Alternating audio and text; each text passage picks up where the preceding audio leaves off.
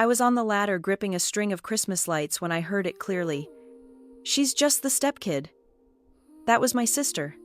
Not after what the lawyer found. My stepmom's voice cut like ice. They didn't know the cracked window betrayed them or that my phone was recording every word. They assumed I'd keep paying. They were wrong. Tonight, I am quietly changing the lights, and I am changing the entire game. My name is Clara Jensen.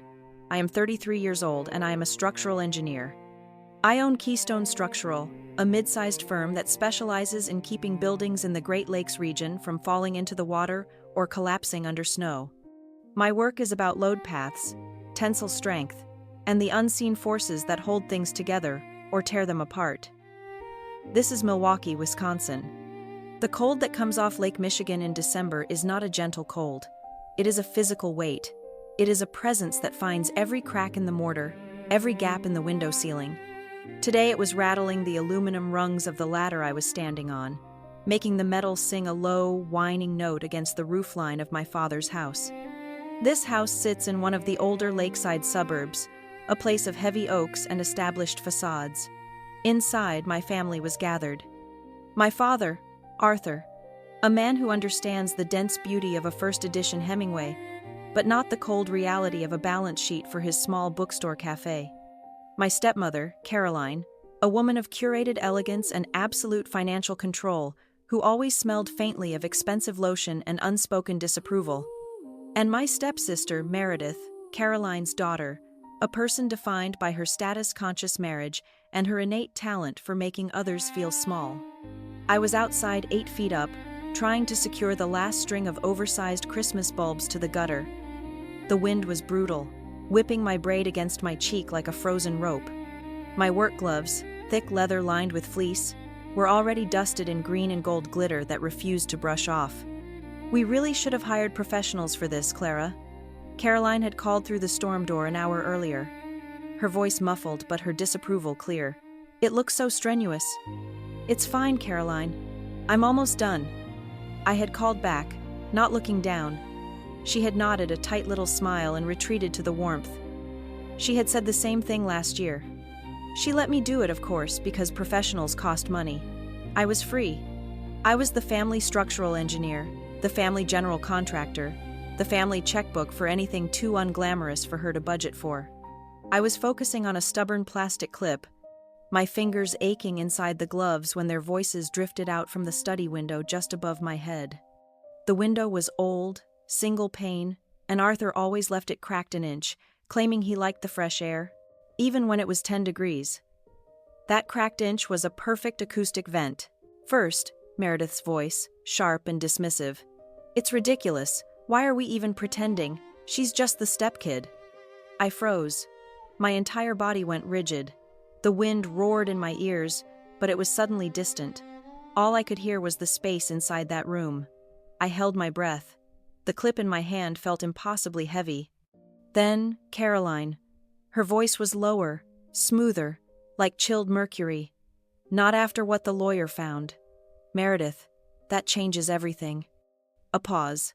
The wind died for a second, creating a vacuum of perfect, terrible silence. They did not know I was there. They did not know their words were traveling on the same bitter cold that was numbing my face. They did not know that the phone in my jacket pocket, the one I used to take site photos of rebar layouts and foundation cracks, was now recording audio. I didn't move. I didn't climb down. I didn't shout. My reaction was not emotional. It was structural. I felt a sudden clear sensation of a support beam giving way. A catastrophic failure in a load-bearing wall. The facade of family had just sheared off, revealing the rotten framework underneath. They thought I would keep paying. They thought I would keep fixing their sagging porches and leaking roofs, blissfully unaware. They were wrong. I stayed on that ladder for another minute, focusing on my breath, watching it plume white in the air. Below me, the bed of my truck, my Keystone structural truck, was slowly being covered in a pristine, untouched layer of snow. It looked like a clean white sheet, erasing the tools, the bags of concrete mix, the sawdust. It was a perfect metaphor for the $61,800 I had poured into their lives over the last 2 years. Expenses that were never acknowledged, never recorded. $61,800. That was the number my forensic accountant Helen Vance had confirmed last week. It started 2 years ago when the roof on Arthur's bookstore, The Gilded Page, began to leak. Caroline had lamented the disastrous estimates. I had stepped in, calling my own roofing crew, getting it done at cost. I paid the invoice. Then it was the foundation of the cafe addition, which was settling dangerously. I had spent a month of weekends designing a new micropile system myself, supervising the pour. I paid for the materials. Then the entire HVAC system, which was ancient and inefficient. "We'll lose the holiday rush if the heat fails," Caroline had cried. I had fronted the entire cost for a new high-efficiency system. Each time, Caroline had promised it was a temporary family loan, that things would be sorted. The sorting never came. I gripped the cold aluminum rail of the ladder. The glitter on my gloves caught the weak afternoon light. I would not confront them. Confrontation is messy. It is uncontrolled demolition. I prefer a methodical, planned dismantling. I would continue to hang these lights, and then I would go inside and I would change the entire game. My mind was already working, sketching out a new blueprint, an emergency plan, the immediate priorities. I remembered what my father had said just last week, his face beaming with innocent pride as he stirred his coffee. "Caroline is a marvel, Clara. She's meeting with Meredith's husband, Trevor, to optimize our estate, just tidying up the books, making it all neat." I had smiled, a tight, polite smile that I had perfected over 20 years. "That's great, Dad." Optimize, tidy, such clean words for what felt like a racer. She's just the stepkid. Not after what the lawyer found. They had found a tool to cut me out. A legal loophole. I was a line item to be deleted. I finished clipping the last bulb. I tested the connection. The lights flared on a warm, festive white against the gray sky. They looked perfect. I climbed down the ladder, my movements deliberate and steady. I packed the ladder onto the truck's roof rack, my frozen fingers fumbling with the ratchet straps. The snow in the truck bed was already an inch deep. I went inside. The warmth of the house was shocking. A physical slap. Caroline and Meredith were in the kitchen laughing over a seed catalog. "Oh, Clara, you must be frozen solid," Caroline said, not looking up. "There's cocoa on the stove. Meredith was just telling me about the most divine little inn they found in Napa." "Thanks," I said. My voice sounded normal. "Even I need to use the restroom." I walked past them down the hall. The study door was closed now. The air vent, a vintage brass grill near the floor, was just where I remembered. I had inspected it last year when Elise complained of a draft from my pocket. I took the small high-definition camera. It was the size of a sugar cube, a piece of equipment I used to inspect inside walls and ductwork. It had a magnetic base and a 24-hour battery life. I knelt, pretending to tie my boot. My movements were hidden by the grandfather clock that stood in the hall.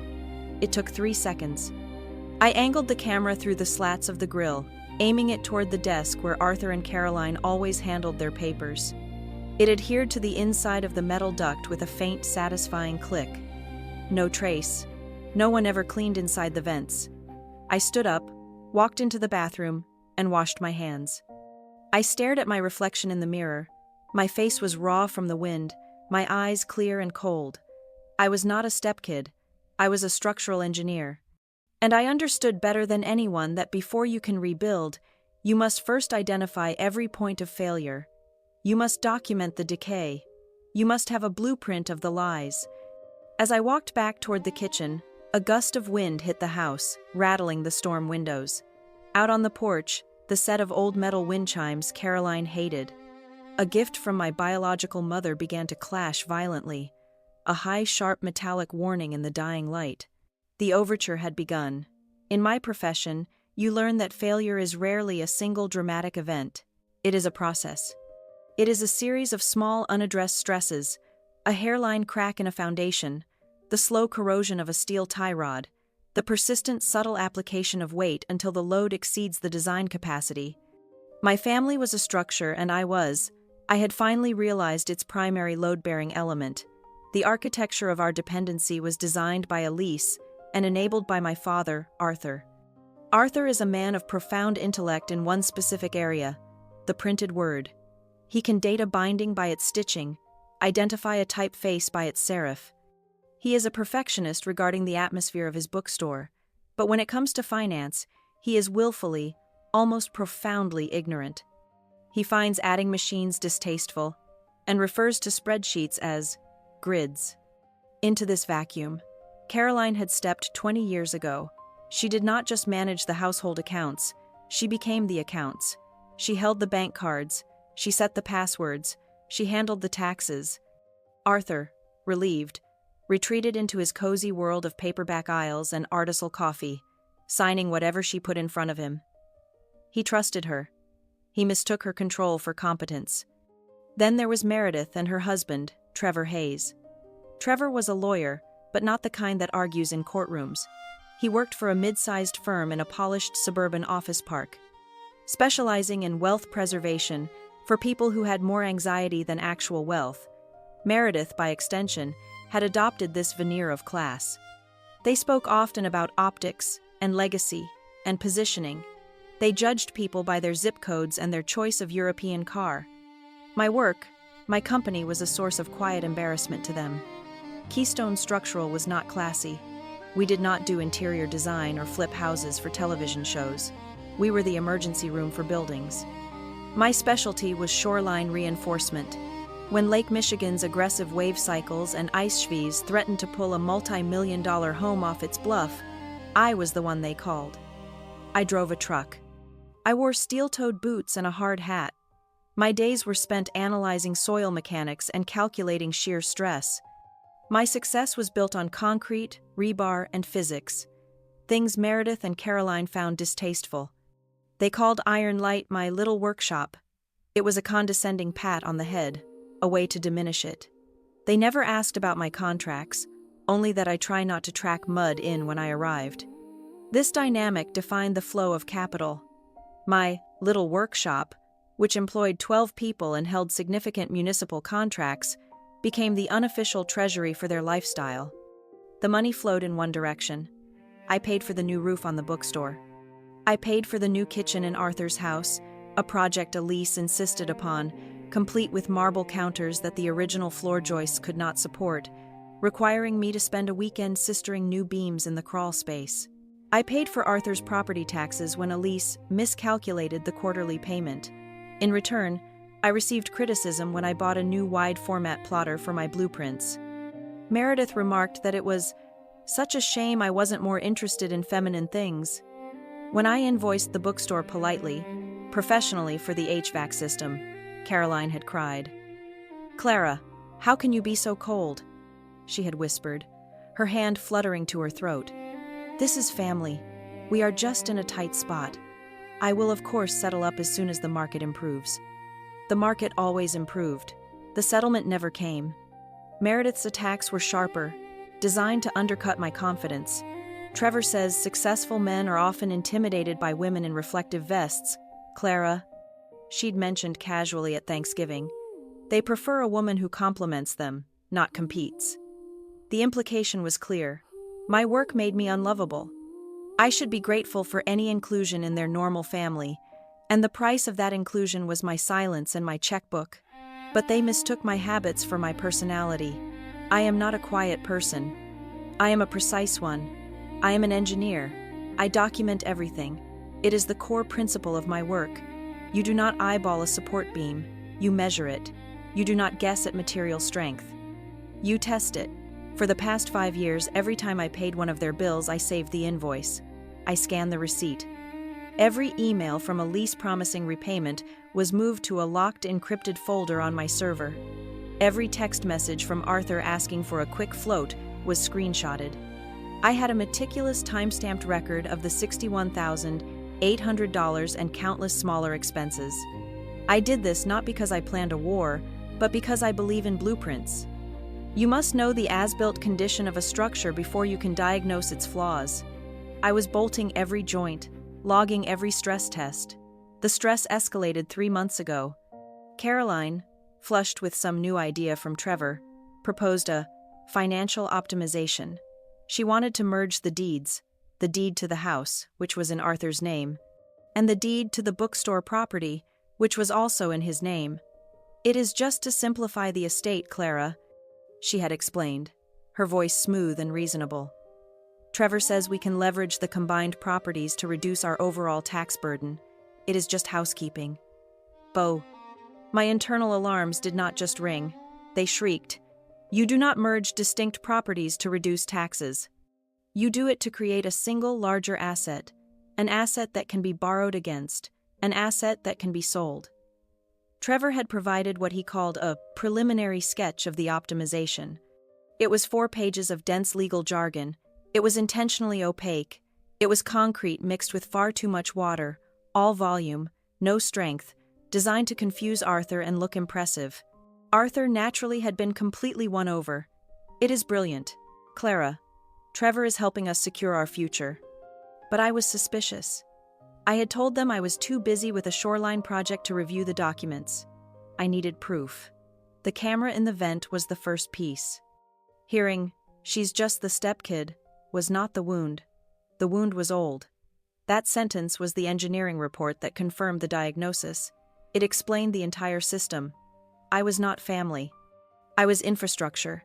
I was the hidden steel I-beam that held up the beautiful marble floor, the thing no one saw or appreciated, but without which the entire structure would collapse. They had piled weight on me for 20 years, assuming I would and could hold it now. They had decided the infrastructure was no longer needed. They were planning to remove the beam. I sat in my office that night, the audio file playing on a secure laptop. I listened to it 3 times. The cold analytical part of my brain took over. This was not a family drama. It was a project, a demolition project. I sketched out a critical path analysis, the same kind I use for a complex renovation. Phase 1, evidence collection. The camera was in. The audio was secured. Now I needed the money trail. I emailed Helen Vance, my forensic accountant. The subject line was, "New Scope North Pier." I had a hunch I needed her to look beyond my personal loans. I needed her to look for where the optimization money was intended to go. Phase 2, audit and analysis. Compare their optimization sketch with the financial reality. Find the lies. Phase 3, disclosure. I needed a venue for Phase 3. A place where the demolition would have the most impact, where the facade they valued so highly would come down in front of the very people they sought to impress. I checked my calendar. In 3 weeks, they were hosting Meredith's 30th birthday party. It was going to be a large catered affair at the house, their entire social circle. Trevor's partners, Caroline's friends, it was perfect. A load-bearing wall should not be removed quietly in the night. It should be done in broad daylight with all the necessary witnesses present to ensure the entire rotten structure comes down with it. The camera in the vent was a risk, but it paid out within the first 48 hours. I retrieved the micro SD card at 3:00 inches the morning, swapping it for a fresh one. While the house was heavy with sleep, I drove not to my apartment, but to my office. Keystone Structural was dark, smelling of sawdust and cold steel, a fortress of my own making. I locked myself in my private office, the one with sound-dampened walls, and plugged the card into a dedicated offline laptop. The footage was clear, the audio sharp. Caroline and Meredith sitting in the study, glasses of white wine in hand. Arthur was at the bookstore handling the evening holiday rush. "Trevor says the deed transfer with life estate is the cleanest way," Caroline said, swirling her glass. "The house titles transfer to you. Meredith effective immediately. I, of course, retain the right to live here until my death." "And Arthur?" Meredith asked. "He lives here too, naturally as my husband," Caroline said dismissively. "The point is, the asset is secured in your name. His name comes off the deed entirely." My blood did not run cold. It felt like it was being replaced by a chemical solvent. They were legally stripping my father of his own home while he was still living in it. "And it's all possible because of what Trevor found," Meredith prompted. Caroline smiled, a tight, satisfied crescent. "Exactly. She's just the stepkid." Trevor did a full search. "Arthur never legally adopted Clara." "Never." She leaned in, her voice dropping to a conspiratorial whisper. "She has no legal standing as his child. She is, in the eyes of the law, a stranger." All this family nonsense is just sentiment. It means she has no automatic claim, no right to contest his estate. She is removable. Removable. I was a non-structural element, a decorative partition that could be demolished to create an open-plan theft. I've already had Arthur update his will, Caroline continued, her voice brimming with pride. Everything goes to you, the house, the accounts, everything. He was so busy with that new poetry collection, he barely read it. He just signed. He trusts his wife. My hands were perfectly steady on the laptop. I watched the video file, my expression as neutral as if I were reviewing a stress test report. Meredith's eyes lit up. Everything. What about the bookstore? That's the beauty of it, Caroline said. Once the assets are consolidated under my control, and with you as the sole heir, we sell the Gilded Page. It's sitting on prime commercial real estate. Trevor says we liquidate it, transfer the capital to a managed account he's setting up for us, and finally get Arthur to retire. He's no good with money. We'll give him an allowance. Of course. Sell the bookstore. The one thing that was entirely his. The one thing that gave his life meaning. They were going to gut his life for its real estate value. I closed the laptop. I ejected the card. I copied the file to 2 separate encrypted external hard drives, one of which I kept in my office safe, the other I would place in a safety deposit box the next day. I then uploaded the file to a secure private cloud server using a multi-factor authentication system that only I could access. I was methodical. I was building a case. The camera was good, but the audio in the study was passive. It only caught what was said near the vent. I needed audio from the epicenter, the desk. The next evening, I came over for dinner, claiming I needed to check the radiators for the winter. I brought a gift for Caroline. It was a heavy silver-plated picture frame. I thought this would look lovely on the desk, I said, all smiles. How thoughtful, Clara, she said, her eyes barely glancing at it. Put it over there. The frame already contained a stock photo of a generic smiling family. Tucked behind the velvet backing, I had installed a slim voice-activated acoustic microphone with a remote transmitter. It was expensive, military-grade, the kind of thing used in corporate espionage, or in my case, structural analysis of a different kind. As I placed it on the corner of her desk, I angled it toward her high-backed leather chair. It was now live. My next call was to Helen Vance. Helen was a forensic accountant in her late 60s, a woman who found more beauty in a clean ledger than in a sunset. She was the best. Helen, I said, my voice crisp. Clara Jensen, I'm expanding the scope of our review. Miss Jensen, I've already itemized the $61,800 you've spent. It's clean, if unwise, she replied, her voice like dry paper. That was phase 1, I said. Phase 2 is more complex. I need you to look for a ghost, a corporate entity. I suspect my stepmother and her son-in-law, Trevor Hayes, are creating a shell. I gave her the details. I'm looking for small, irregular transfers from my father's bookstore account. Anything that he wouldn't notice. What kind of small? Under $9,000, I said. Helen was silent for a beat. Structuring. You are alleging they are structuring payments to avoid federal reporting thresholds. I am alleging nothing, I said. I am an engineer. I'm looking for a pattern of subsidence. You just tell me what the ground-penetrating radar shows. Helen simply said, I'll send you an invoice, and hung up. It took her 1 week. The call came while I was on site, supervising a concrete pour for a retaining wall. I stepped away. The roar of the cement truck, a dull background thrum. Waterfront Holdings LLC, Helen said without preamble. It's a domestic LLC registered in Delaware 6 months ago. The registered agent is a service, but the incorporation documents were filed from an IP address that I traced back to the law firm of Hayes, Miller & Beck, Trevor Hayes' firm. And the money? 7 transfers in the last 6 months from the Gilded Page operating account, all coded as consulting fees or property management, all for different amounts, but all under the $9,000 mark.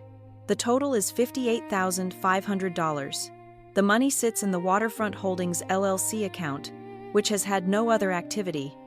They were not just planning to steal, they had already begun. They were bleeding my father dry, using his own small profits to fund the legal architecture of his eventual ruin.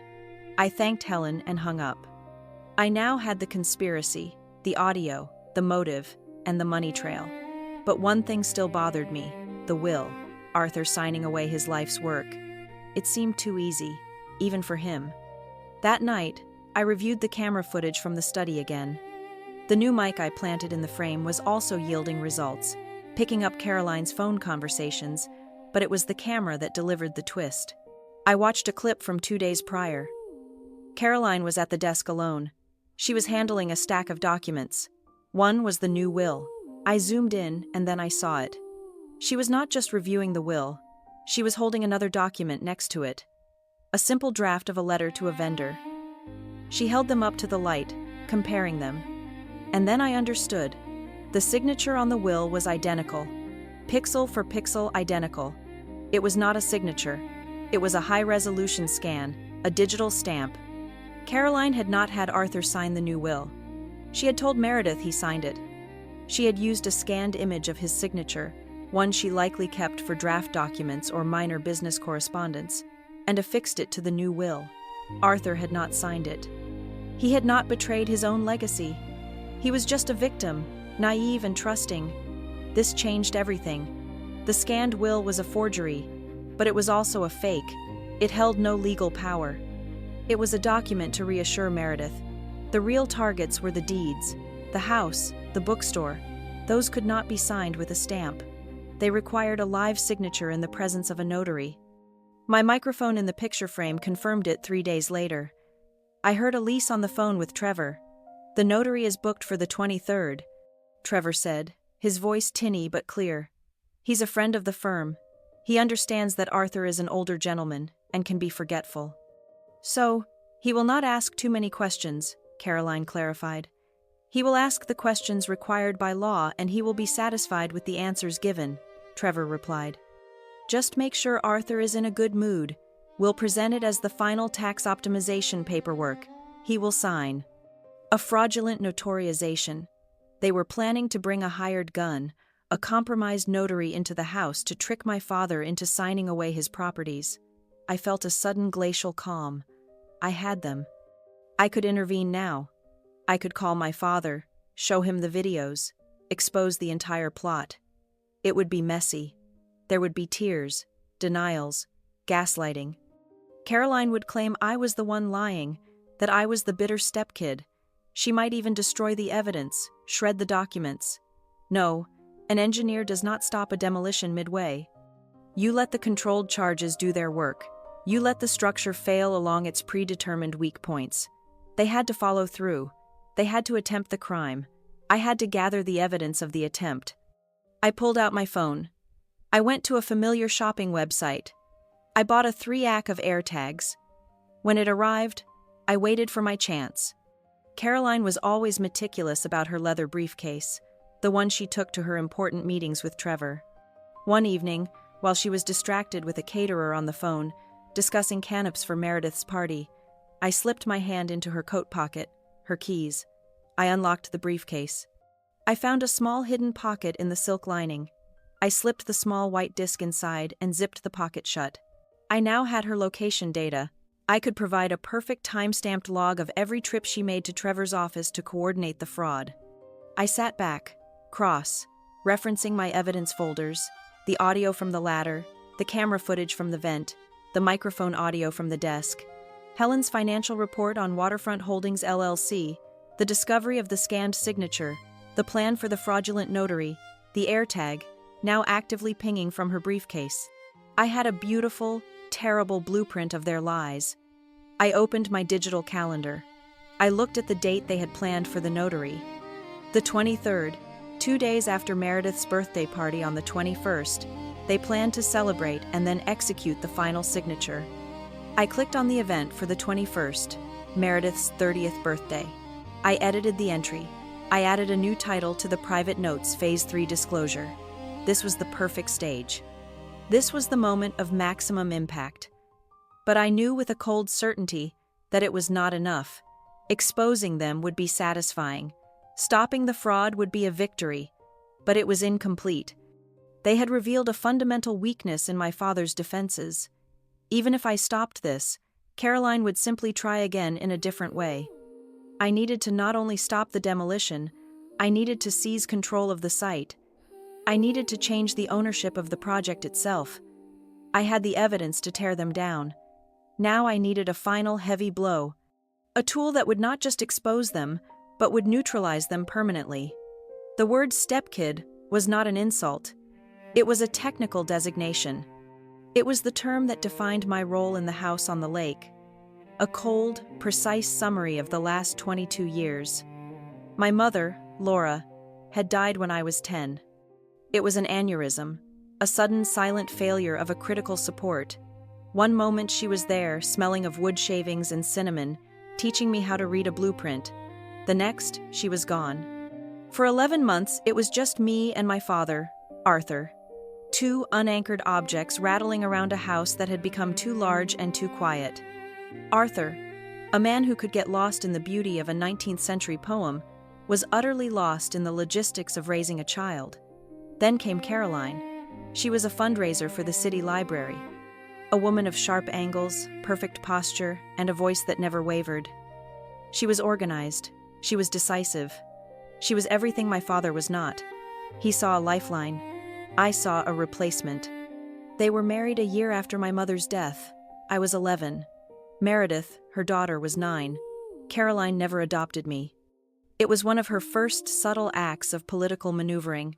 "Oh, darling, it would be a betrayal of Laura's memory," she had said, her cool, dry hand patting my hair.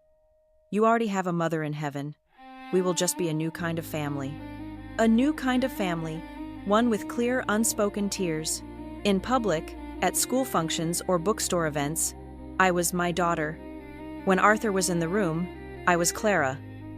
But in the quiet, unguarded moments in the kitchen, in the car, in the hallway, when it was just Caroline and Meredith, I was the stepkid.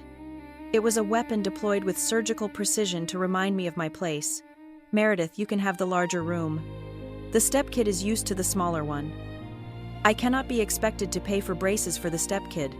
Her dental structure is adequate. It was a structural designation. I was not part of the primary build. I was an add-on, a renovation, and therefore provisional. This designation defined our financial lives. Christmas was the clearest example. My gifts to the family were my labor, my expertise.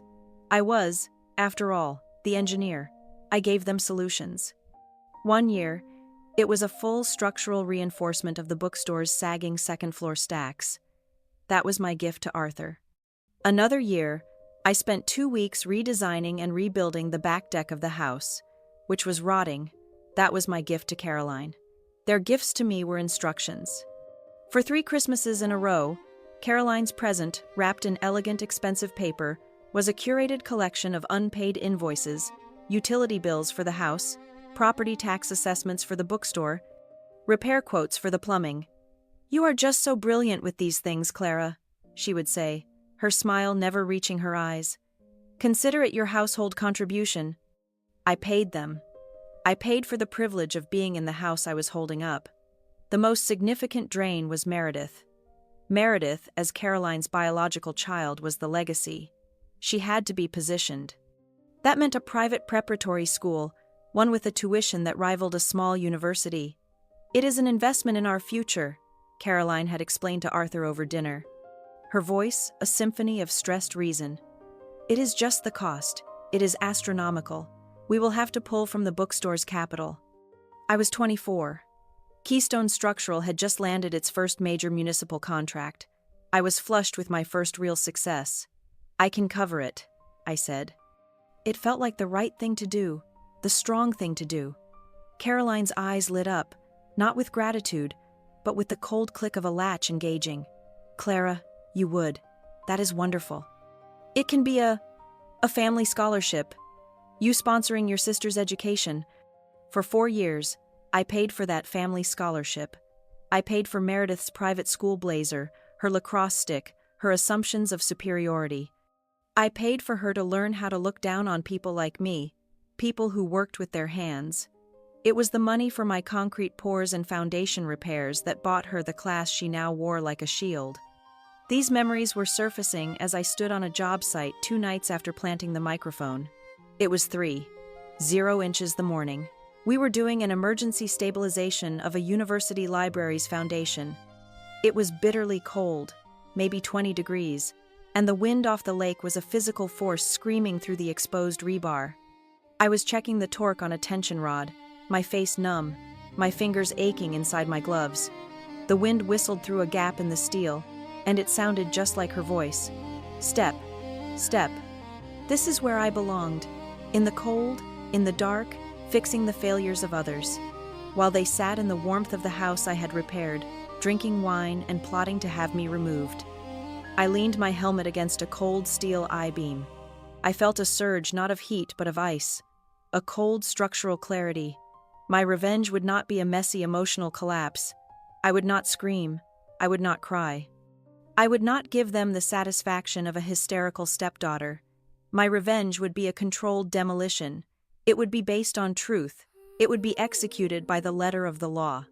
I would present my evidence, the audio, the video, the money trail, and I would let their own conspiracy be the force that pulled them down. And I made a silent promise no one else would get hurt. Meredith had a 2-year-old son. He was a non-combatant. He would be shielded. My war was with the architects of the fraud, not with the children, with this vow. I returned to my office. I had the evidence of their plan, but I was still missing the final heavy blow, the leverage, the thing that would not just stop them, but would permanently shift the balance of power. I was looking for a hidden structural element they had not accounted for. And then, a memory thin as spider silk floated into my mind. It was from years ago, right after Arthur married Caroline. We were in the attic going through boxes of my mother's things. Arthur held up a small, intricately carved wooden box. "This was your grandmother's," he said, his voice thick with nostalgia. "Matilda Krause, my mother-in-law. She was formidable," he smiled. A sad, distant expression. "She never trusted anyone, least of all banks. But she set something small aside for you, a little trust fund. She said it was for when you were mature enough to handle it, not of legal age." Mature. We had never spoken of it again years later. When I was in my first year of engineering school, broke and living on instant noodles, I had asked Caroline about it. She had waved her hand, a gesture of effortless dismissal. "Oh, that yes. Arthur mentioned it. It was a tiny account. Clara, a few hundred. I think the paperwork was a complete mess. It all got lost when we consolidated the bank accounts after the wedding. Honestly, it has probably been dissolved by the state by now. It is nothing to worry about. Lost, dissolved, nothing. Caroline, the woman who balanced her checkbook to the penny, the woman who itemized every receipt, did not lose financial documents. She buried them. My fingers went cold. I turned to my computer. My mother's family, the Finches, were from Door County. They had owned cherry orchards. My grandmother, Matilda, was not a little woman.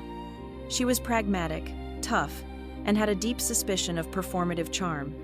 She had looked at a lease at the wedding like she was analyzing a crack in a foundation. I had no account numbers. I had no bank name. I just had a county. I started making calls. "Good morning.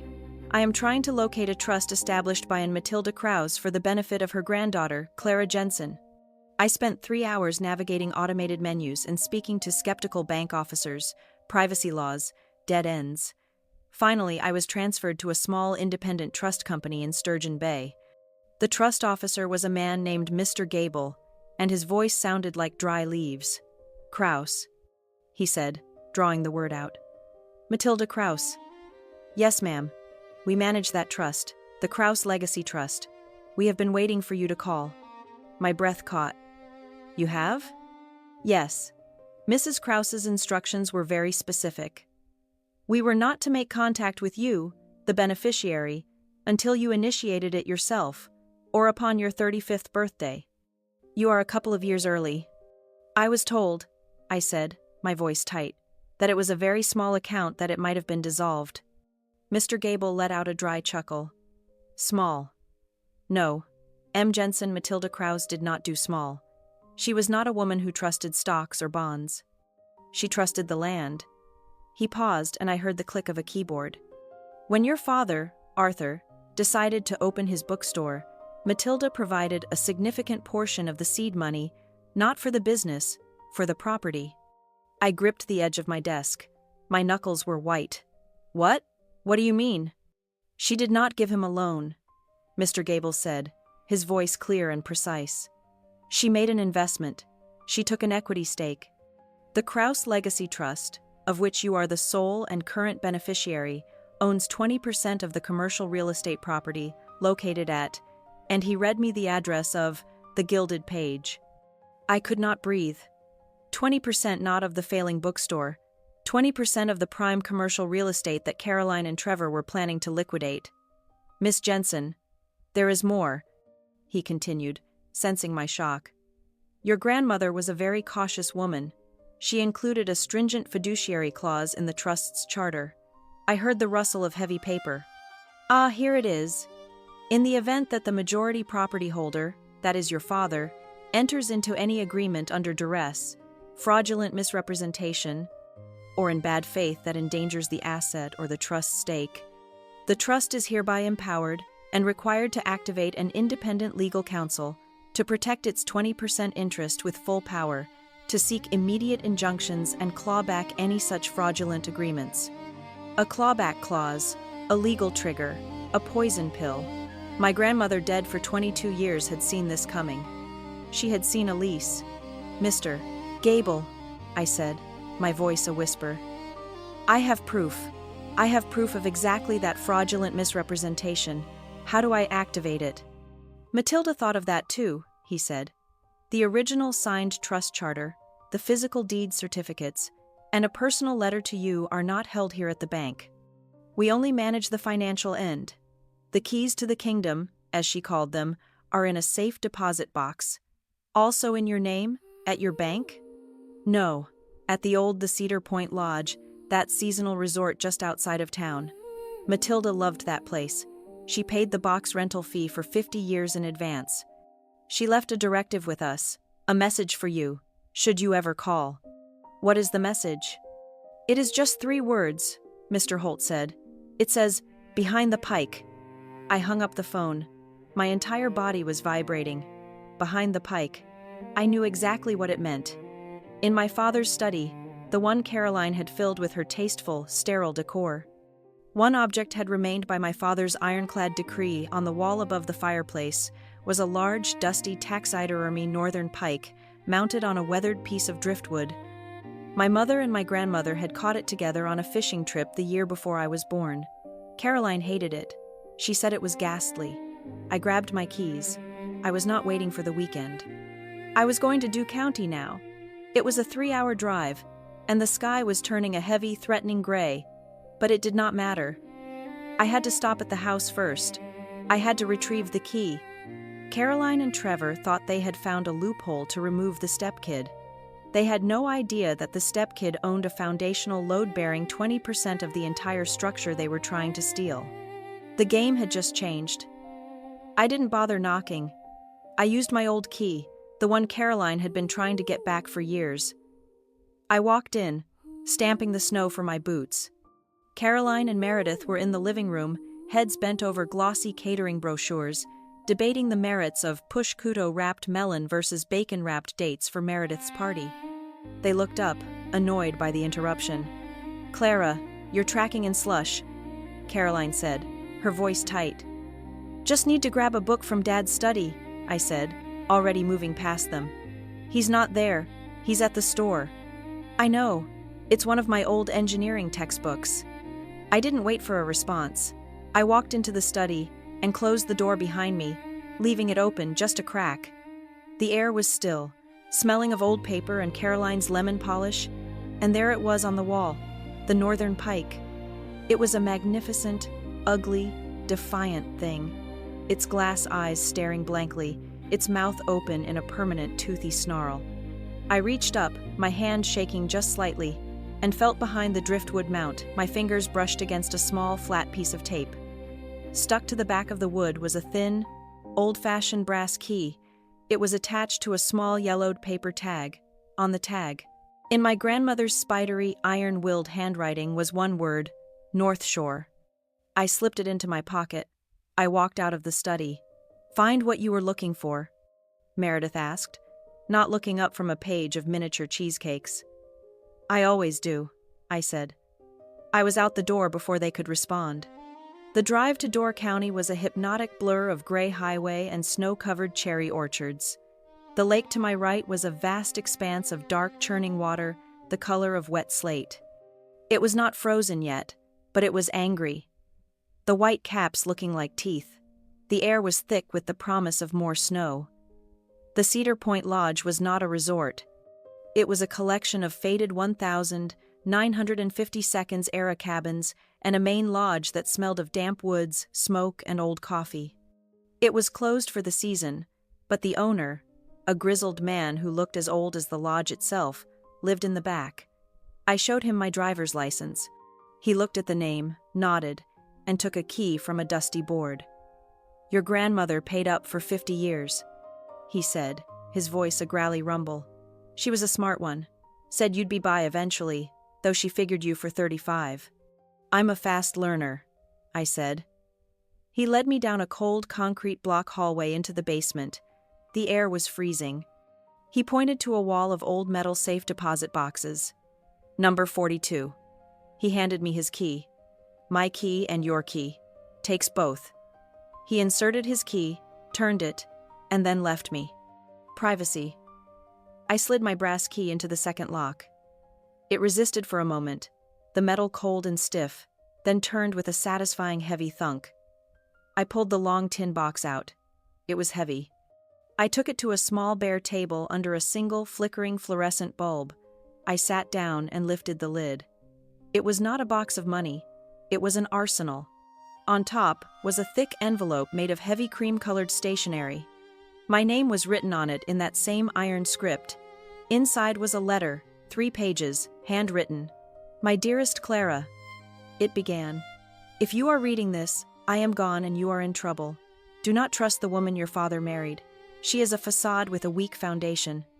Your father is a good man, but he sees poetry where he should see contracts. This is not a flaw. It is a vulnerability." My eyes scanned the page, my heart hammering against my ribs. "I have not left you wealth, child. I have left you leverage. The world will try to tell you that you are a guest in your own life. Do not listen. You are not a guest. You are a cornerstone. I have insured it." She detailed the trust. The 20% equity stake in the bookstore property. But there was more. He will, I am sure, try to sell it one day, or she will try to sell it for him. The trust gives you right of first refusal. They cannot sell it to anyone at any price until they have offered it to you in writing first at the same price. A right of first refusal. It meant they were legally shackled to me. Beneath the letter were the official gold-sealed certificates. The deed partition clearly stating the Krause Legacy Trust 20% ownership, the original trust charter with the clawback for bad faith clause, highlighted in my grandmother's own yellowing ink. And at the very bottom of the box, there was one last thing, a single crisp business card attached to a memorandum. The card read, "Marcus Cole, ESCO Fiduciary Estate Law." The memo underneath was short. "If Caroline attempts to merge, leverage, or sell the asset without your consent, or if you suspect your father is being defrauded, call this man. He has his instructions. He is paid from the trust, not by you. He works for me, and by extension, he works for you." I sat in that freezing basement for 10 minutes. I did not cry. I felt a cold, clean, diamond-hard clarity. The truth was not water, it was ice. Solid, sharp, and capable of breaking whatever was put against it. I pulled out my phone and my portable pocket scanner. In the dim fluorescent light, I meticulously scanned every single page, the letter, the deeds, the trust charter, Gideon's card. I created encrypted PDFs. I uploaded them to the same secure cloud server where the audio and video files were stored. I made a separate copy on an encrypted USB drive, which I put in my pocket. Then, sitting in the cab of my truck, the engine running, the heater blasting, I made the call. The number on the 2-year-old card was still active. A voice answered as dry and precise as Mr. Gable's. Walsh Law. Mr. Marcus Cole? I asked, speaking. My name is Clara Jensen. I am Matilda Krause's granddaughter. I'm calling about the Krause Legacy Trust. I have reason to believe the bad faith clause is in the process of being triggered. There was a long silence. I heard the faint scratch of a pen. I have been waiting for this call for a very long time. Miss Jensen, I have my instructions. What do you have? I have video and audio evidence of a conspiracy to defraud my father, Arthur Rivera, of the asset. I have evidence of a shell LLC created by the opposing party's legal counsel, Trevor Hayes. I have financial statements showing structured transfers. And I have audio of their plan to execute a fraudulent notarization in 2 weeks. Another silence. This one was shorter. I think I heard him smile. My goodness, you are indeed Matilda's granddaughter. You have done my job for me. What are your instructions? I don't want to stop them yet, I said. I want them to proceed with the attempt, but I want a safety net. I need you to place a flag, an immediate notary alert, and a title alert on all properties associated with Arthur Rivera in Milwaukee County. I want any attempted filing to be immediately frozen. Pending review. A preliminary injunction based on suspected fraud. Yes, that is precisely what the trust allows for. It will be done within the hour. One more thing, Mr. Cole. Send a blind courtesy copy of the alert to Trevor Hayes' office. No mention of the trust, no mention of my name, just an official flag from an interested party. I want him to sweat, but I do not want him to know where the heat is coming from. I like how you think, Miss Jensen. Consider it done. I hung up and immediately dialed my accountant. Helen? Clara? What did you find on Waterfront Holdings LLC? I was just about to call you, she said. It is not just a holding account. The incorporation papers list real estate investment and leveraging as its business purpose. And 5 days ago, an application was filed by Caroline Rivera for a home equity line of credit against your father's primary residence, a HELOC, for the maximum possible amount.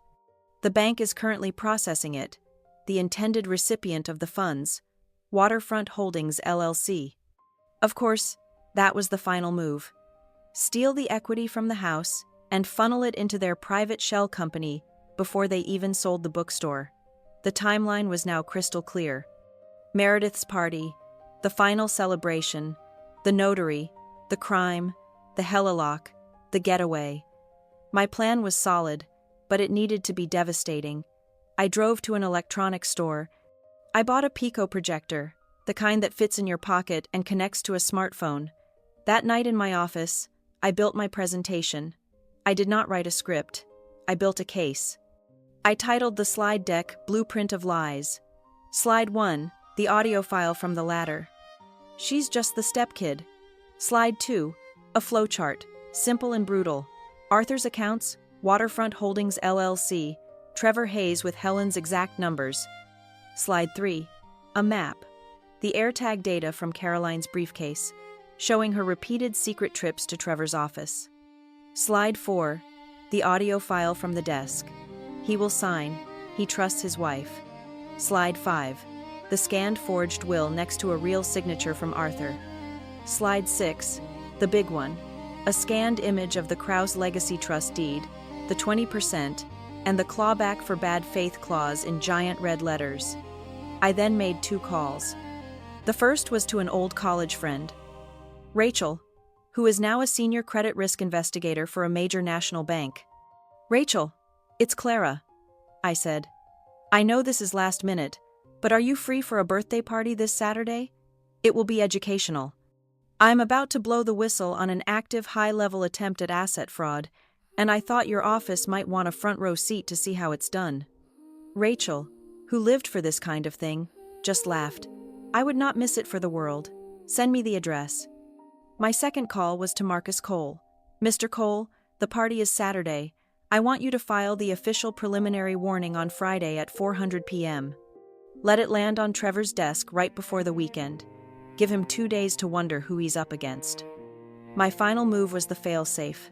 I printed a full hard copy of the trust documents, the deed, the clawback clause, and a cover letter from Marcus Cole explaining the trust's legal standing. I put it all in a thick 9x12 manila envelope. I sealed it with wax like my grandmother would have. I addressed it to the chief of the white-collar crime division at the Milwaukee County District Attorney's Office. I marked it personal and confidential to be opened by addressee only. I sent it via bonded courier with instructions for it to be logged, signed for, and held a legal time bomb sitting quietly on a government shelf. When all this was done, it was almost midnight. I drove back to my father's house. The lights I had hung were blazing, bright and festive. But as I pulled into the drive, I saw one string high up on the second-story gable had come loose and was dangling in the wind. I sighed. I pulled the ladder from my truck.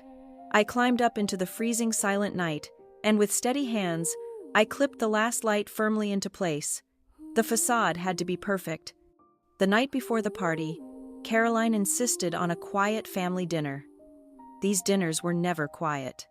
They were command performances, opportunities for Caroline and Meredith to reinforce the family hierarchy, and for Trevor to practice his pitches. The dining room, which I had repainted myself 2 summers ago in a Tuscan gold that Caroline had picked, felt warm and suffocating. The air was heavy with the smell of roasting garlic and Caroline's expensive Fioreal perfume. Trevor, seated at the head of the table in Arthur's chair, was holding court. He had this way of speaking, using his hands to draw invisible important boxes in the air that was meant to convey intellectual dominance. He was talking, as he always did, about his work, which he framed as a form of noble, complex artistry. The problem with most estates, he proclaimed, swirling a glass of red wine he had brought, is a lack of structural transparency. People are sentimental. They see a house, a business. I see an asset portfolio. I see inefficiencies. Arthur, oblivious, beamed at him. It's just fascinating. Trevor, truly, all this time I've just been running a bookstore. And that's the poetry of it.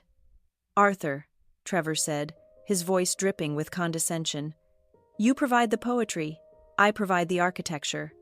What Caroline and I are doing is simply a restructuring. We're moving the assets from a high-exposure, high-tax position into a more streamlined, efficient vehicle. It's about minimizing your footprint. It's about clarity. Clarity. He used that word a lot. His version of clarity was a fog of legal jargon. Caroline, playing the part of the gracious hostess, reached over and patted my hand. Her skin was cool and dry, her rings hard against my knuckles. And we are so grateful, Clara, that you're letting us handle all this dull paperwork.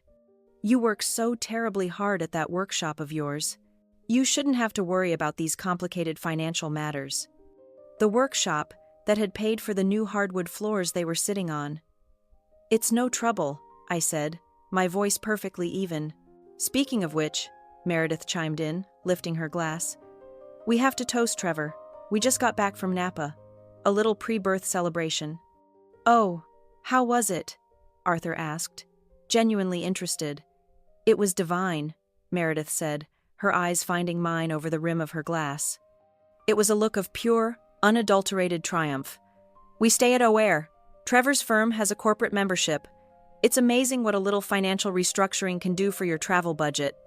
We're finally optimizing our lives. I smiled, a tight, brief engineer smile. I'm glad you had fun.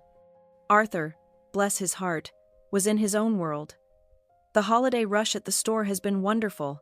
We sold out of the new Sally Rooney in 2 days. 2 days. The new espresso machine is a hit. We're doing just fine, just fine.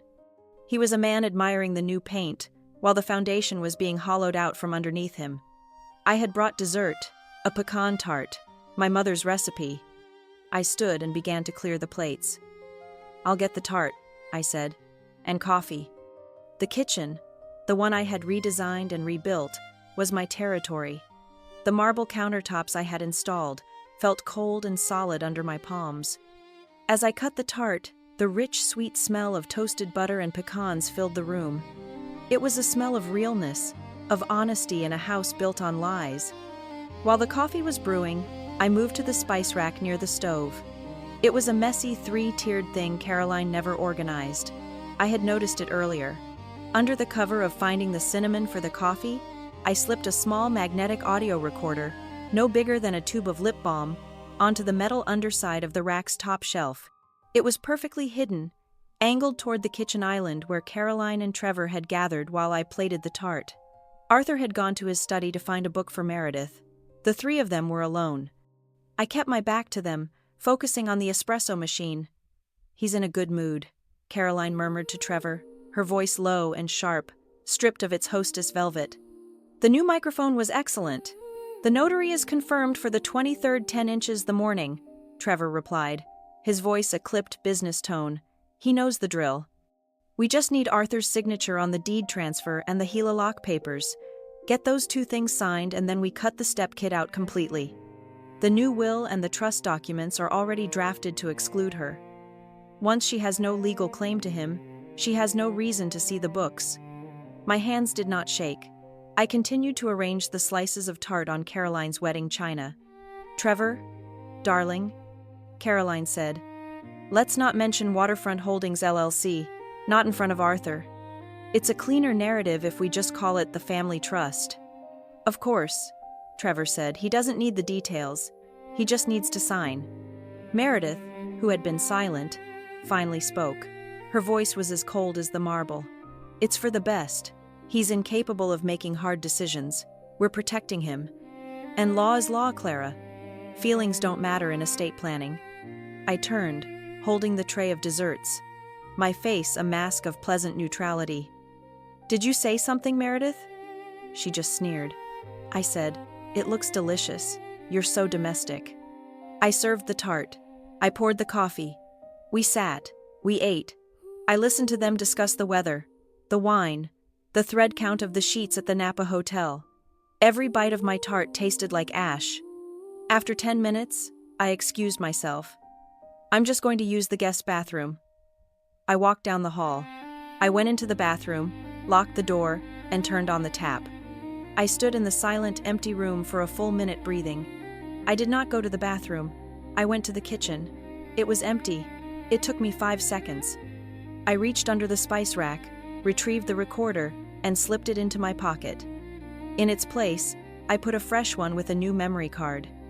They were still at the table, laughing at one of Arthur's stories. I went back to the hall and into the bathroom. I flushed the toilet, washed my hands, and rejoined them at the table. "Everything all right?" Caroline asked. "Perfectly," I said. My phone vibrated in my pocket. A text message. I glanced at it under the table. It was from a number I did not recognize, but I knew who it was from. Marcus Cole. The message was one sentence. "Warning of fiduciary interest filed and delivered to all parties. All attempted notarizations at Milwaukee County on Ari Rivera v. are now flagged for automatic suspension pending judicial review." It was done. The trap was set. The warning shot had been fired, landing on Trevor's desk at 4:50 p.m. on a Friday. He would have seen it.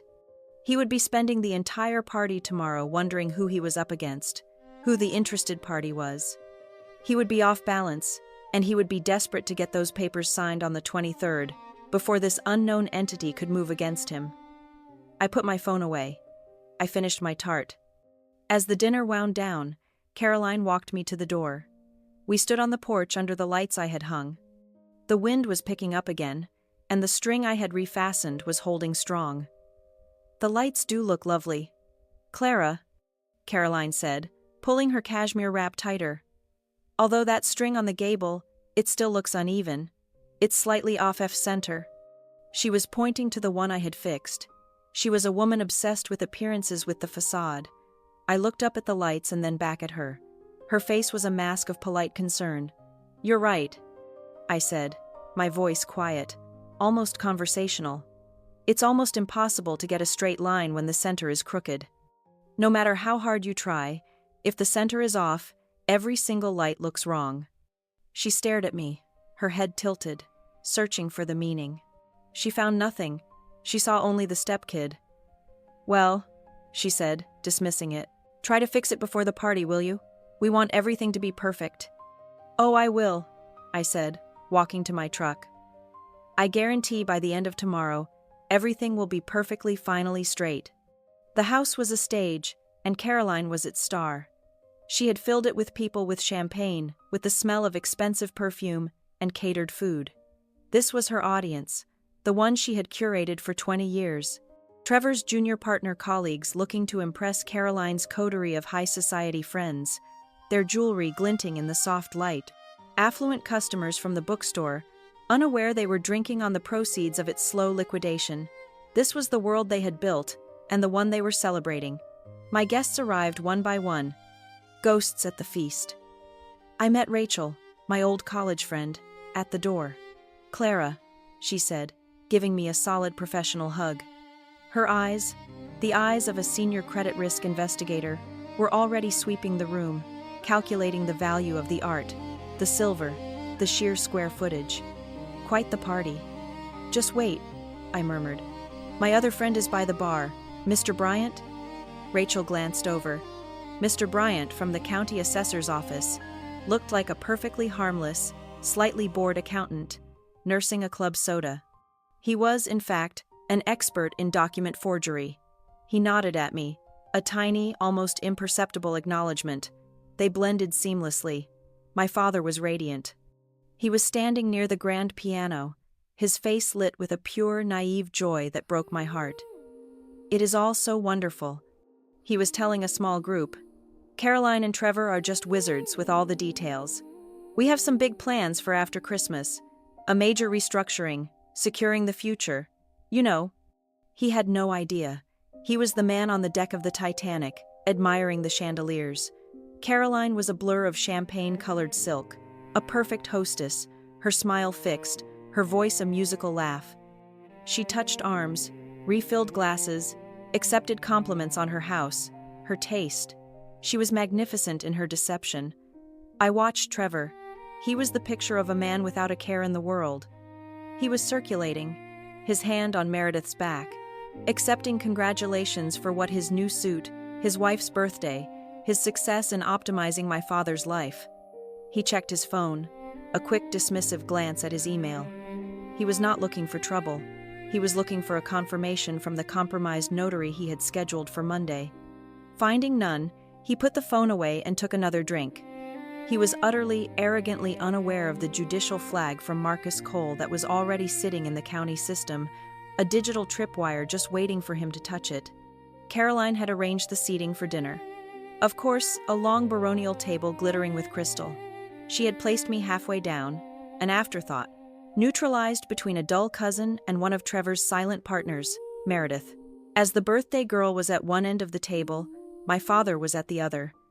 I found my place card, Clara Jensen. I picked it up. I walked to the head of the table, the seat of power, the one directly opposite my father.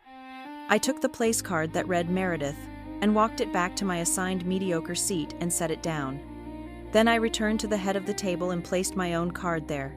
The guests were filing in. Meredith, seeing the switch, stopped. Her face flushed with champagne and adulation tightened. "Clara, what do you think you're doing? That is my seat." Caroline, right behind her, froze. A small, silent ripple of tension spread through the room. I looked at Meredith, my voice low and calm, but it carried in the sudden quiet. "You are the birthday girl, Meredith. You should be in the center of the table where everyone can celebrate you." I gestured to the seat I had given her. "This seat," I said, indicating my own, "is just structural. It holds up the end. It suits me." It was a challenge wrapped in a compliment. She could not argue without looking petty. The facade of the perfect party was at risk. Caroline, ever the director, made a split-second calculation. "Of course," Caroline said, her voice, a brittle, bright melody. She guided Meredith to the new seat. "Clara is just being so practical." I sat. I was now at the head of the table. I had a clear line of sight to my father. I could see Caroline, her smile strained, her eyes like chips of ice. I could see Trevor, who shot me a look of baffled contempt. I could see every guest who mattered. The dinner was a performance. They talked about skiing and Vail. They talked about portfolio diversification. They talked about nothing. I ate. I listened. I was a spectator, a structural engineer waiting for the scheduled demolition. Finally, the plates were cleared. The lights dimmed. The caterers emerged with a towering 3-tiered cake and 30 candles blazing. Everyone sang. Meredith restored to her role, beamed and blew out the flames to a roar of applause. Champagne was poured for the toasts. Arthur stood, his glass high. To my beautiful Meredith, and to my wonderful wife Caroline, and my brilliant son-in-law Trevor for taking such good care of our future. Caroline and Trevor smiled, soaking in the applause. Then I stood up. The room quieted. This was not on the program. I was holding my champagne flute. I would like to propose a toast as well, I said. My voice was clear. It was steady. It cut through the warm wine-soaked air.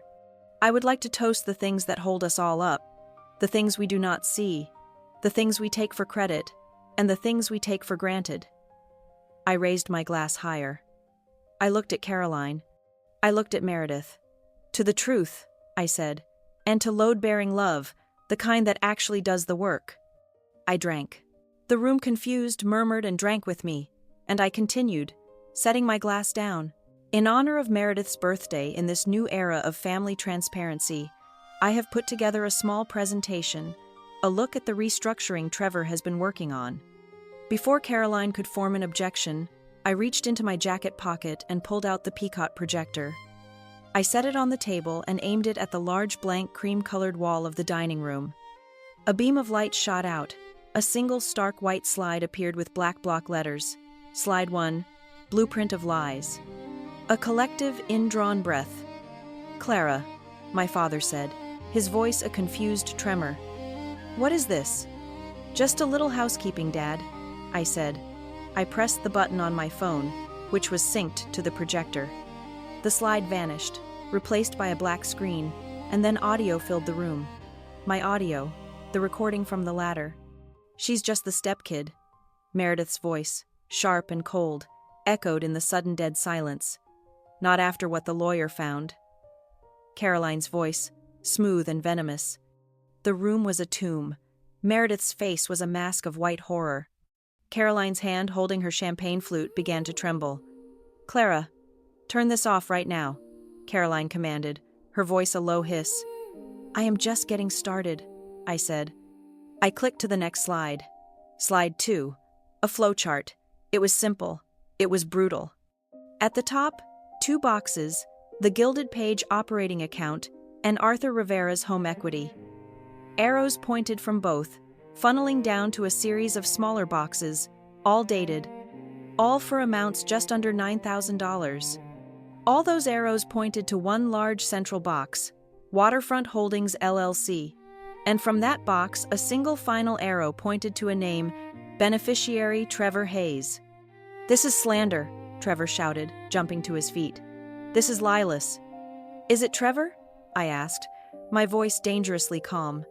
My forensic accountant, Helen Vance, traced the IP address of the LLC's filing to your law firm. She traced the structured deposits from my father's accounts.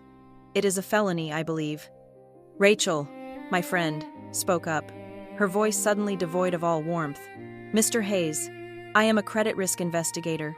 Structuring payments to avoid federal reporting thresholds is a serious crime. My office will be very interested in this data. Trevor's head snapped toward her. His face, which had been red with bluster, turned a pale, sickly gray. I don't know what that is, Meredith whispered, her eyes wide with panic, looking to Trevor. Oh, you do, I said. I clicked again.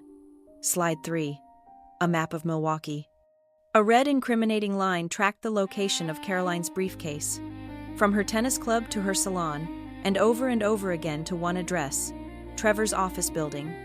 The dates and times were stamped on the map. These, I said, as still frames from the study camera populated the screen, are from the strategy sessions at the house, the ones where you planned to cut the stepkid out. You spied on me, Caroline whispered, her voice shaking with rage. In my own home. You plotted to steal my father's home. In his home, I corrected. I clicked again. Slide 4. This was the heaviest. It was a scanned image of a legal document, the letterhead of Marcus Cole, Esquire, and while highlighted in a bright angry yellow, the clawback for bad faith clause for my grandmother's trust. What? What is that? Arthur whispered. He looked like he was going to be sick. That, Dad, I said, my voice softening as I looked only at him, is from my other grandmother, Laura's mother. It seems she left me something. She left me 20% of the bookstore property, and she left that clause. It says that if any fraudulent action is taken against the asset, the trust's lawyer, Mr. Cole, is empowered to void the entire transaction and seek damages. Trevor's face was a mask of disbelief. 20%? That is impossible. It is not on the county title. It is on the original deed. Trevor, I said, the one filed in Door County. You are a good lawyer, Trevor. But you are a sloppy researcher.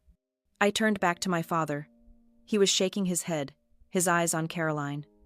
Caroline, a new will you? You told me it was just a small update. You told me. He is confused. Clara, look what you are doing to him, Caroline shrieked, finally finding her voice. He is not confused. He is trusting, I said. Which is why you thought you could do this? I clicked to my final slide. It was a side-by-side comparison. On the left, a check Arthur had signed to the bookstore's coffee supplier last week. On the right, the signature page of the new will, the one that made Meredith the sole heir. The signatures were not just similar, they were pixel for pixel identical. You did not even bother to have him sign it, did you, Caroline? I said, my voice dropping to a whisper that seemed to fill the room. You just used a scan, a stamp. You forged it. You did not think the stepkid would be looking. I turned off the projector. The wall went blank. I turned to my father in the sudden, heavy silence. Dad, I asked, my voice gentle, did you sign this document? This new will? Leaving everything to Meredith, cutting me out and giving Caroline full control of the bookstore? Arthur stared at the blank wall, then at Caroline. His face, once so full of joy, was a gray, crumbling ruin. He looked at his wife of 22 years. No, he whispered. No, I never signed that. Thank you, I said. Then Mr. Bryant, my quiet friend from the county, stood up. He placed his napkin on the table and cleared his throat. He did not look like a high school teacher anymore. Mrs. Rivera, Mr. Hayes, he said, his voice calm, clear, and official.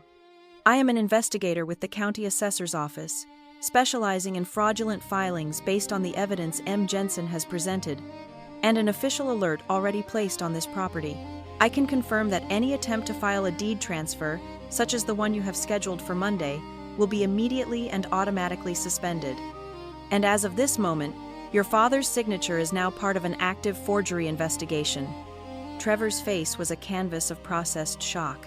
The bluster, the arrogance, the practiced ease of the suburban lawyer, it all dissolved, leaving something pale and pinched. He looked at Mr. Bryant, then at Rachel, then at me. This is slander, he spat. His voice was too loud, too sharp. He was performing for the guests who were frozen in their seats. This is a theatrical defamatory attack. You have no proof. These are manufactured documents. You forged that trust. You fabricated these numbers. He was trying to regain control to paint me as the hysterical, vengeful woman. I did not respond to him. I looked toward the kitchen doorway where a woman had been standing quietly watching. Helen, I said, my voice cutting cleanly through his tirade. Would you come in, please? Helen Vance, my forensic accountant, stepped into the dining room. She was in her late 60s, wearing a severe, impeccably tailored charcoal suit. She carried a thick leather. She looked, as she always did, like she was about to fail an audit on the entire world. Who in God's name is this? Caroline hissed, her eyes darting between me and this new, unwelcome character. This, I said, is Miss Helen Vance. She is a certified forensic accountant. She is the one who found Waterfront Holdings LLC. She is the one who traced the structured payments from my father's accounts. She is the one who located the IP address from your firm, Trevor. Helen, is this report fabricated? Helen walked to the dining table. She did not look at any of the guests. She opened her valise, withdrew a single spiral-bound report at least 200 pages thick, and placed it on the white linen tablecloth in front of Trevor. It landed with a heavy, definitive thud. That Helen said, her voice as dry as old paper. Is the official notarized audit? Page 94 details the 7 separate wire transfers, all coded as consulting fees or property management, all originating from the Gilded Page operating account, and all terminating in the Delaware-based LLC North Pier, which Mr. Hayes filed 3 months ago. The timeline of these transfers correlates exactly with the optimization meetings you recorded. The routing numbers are, of course, included. It is all there. Trevor stared at the report as if it were a coiled snake. His legalistic arrogance shattered, replaced by the silent, cold panic of a man who has been in full view of his peers, completely and professionally checkmated. Caroline saw him falter. She saw the facade cracking, and she rushed in to spackle it, her voice high and trembling. This is a misunderstanding. It's just a tax arrangement. It is complicated, yes, but it is not. It is not illegal. Trevor was just helping us prepare the assets. It is just housekeeping. Housekeeping, I repeated. The word was flat, dead in my mouth. Preparing the assets for what, Caroline? For the day you could finally cut the stepkid out. I still had the remote in my hand. I pressed the button. The projector was off. The wall was blank. But the audio connection was still live, and the sound that filled the room was not from the vent. It was from the spice rack. It was from last night. It was crystal clear. Caroline's voice. He knows the drill. We just need Arthur's signature on the deed transfer and the Helilock papers. Trevor's voice. Get those 2 things signed, and then we cut the stepkid out completely. The new will and the trust documents are already drafted to exclude her once. She has no legal claim to him. She has no reason to see the books. A collective, horrified gasp from the guests. Caroline's junior partner friends looked like they had been slapped. This was not slander. This was not an interpretation. This was a conspiracy in their own voices. I turned to my father. Arthur was holding on to the edge of the table, his knuckles white. He was not looking at me. He was staring at Caroline. His face was gray, slack with a shock so profound it looked like a physical injury. He looked at the woman he had trusted, the woman who had managed his entire life for 22 years. Caroline. His voice was not a question. It was not an accusation. It was the sound of a support beam snapping, the sound of a man realizing the entire foundation of his world was hollow. You cut her out! Meredith erupted. The panic, the champagne, the humiliation, it all detonated at once. She stood up, knocking her champagne flute over. Red wine spilled across the white tablecloth like an arterial spray. It was him, she shrieked, pointing a shaking diamond-ringed finger at her husband. It was his idea, all of it. The LLC, the will, the trust. He said it was standard. He said it was how wealthy families manage their assets. He told us it was legal. Trevor looked at his wife, his face a mask of cold contempt. He told you it was legal, Meredith? I asked, my voice dangerously soft. And what about this? I pressed the button again. A new audio file. This one from the vent. From the very first night I had planted the camera, Meredith's voice. It's ridiculous. Why are we even pretending? She's just the stepkid?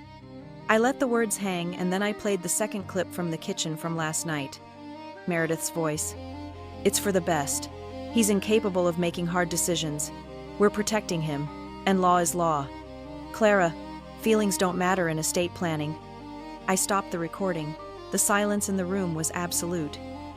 You were not a victim in this, Meredith, I said, my voice as cold and precise as a scalpel. You were a willing partner. You were protecting your legacy. You were protecting your trips to Napa. Meredith collapsed back into her chair, her mouth open, a silent, choking sob. Mr. Bryant, the county investigator, stood up. He placed his napkin neatly by his plate. Mr. Hayes, Mrs. Rivera, he said, his voice now devoid of any party-goer pleasantry. Given the audio evidence of clear and premeditated intent to defraud, coupled with the forged signature on the will, I am confirming that all transactions, actual or pending, related to these properties are now frozen by my office, effective immediately. Rachel, the credit investigator, added her own nail to the coffin. And that home equity line of credit application, consider it officially denied. My bank has a zero-tolerance policy for being used as a vehicle for suspected elder fraud and asset stripping. We will be flagging your names in our system. The HELOC, that was the magic word. Trevor finally truly understood. His face went blank. The fight was gone. He saw the trap and he was in it. No HELOC meant no immediate cash, no payday, no liquidation.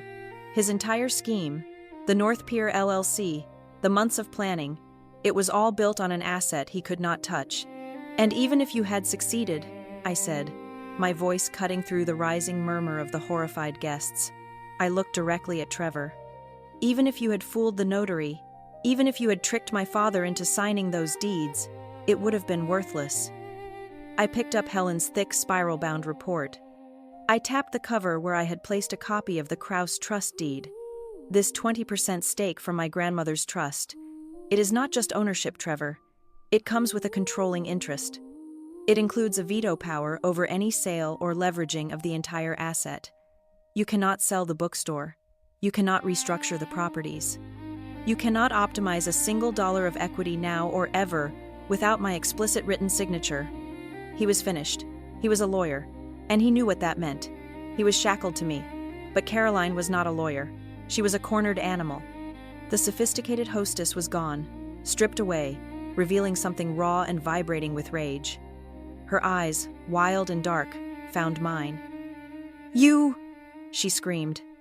Her voice was a ragged shriek, a sound no one in that room had ever heard. You ungrateful thing. After everything I did for you, I raised you. I fed you. I let you live in my house for 22 years. The room was dead silent. The guests stared, frozen, at this primal domestic horror. I did not raise my voice. I did not move from my spot at the head of the table. I looked at her, and for the first time in my life, I felt nothing. No pain, no anger, just a final structural assessment.